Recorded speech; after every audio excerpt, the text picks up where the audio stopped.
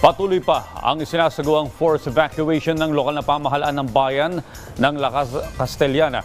Ayon sa LGU ng bayan ng La Castellana, aabot sa 4,000 individual ang kanilang inilikas at pansamantalang naninirahan sa 8 evacuation center. Patuloy din ang kanilang koordinasyon sa Department of Social Welfare and Development para sa pagkain, tubig at iba pang mga pangangailangan ng mga apektadong kababayan. Nananatili pa rin ang Alert Level 2 sa Bulkang Canlaon.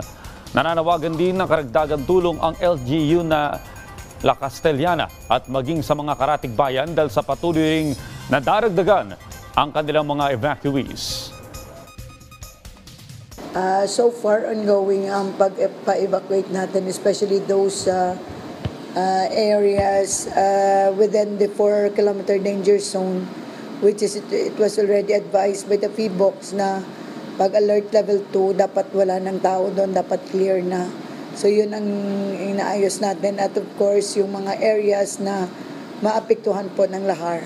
Nagtatrabaho po sila sa gulayan, sa kung ano yung normal na way of life nila, which is na hindi nila nalalaman na yung sulfur na inihinga nila very detrimental to their lungs.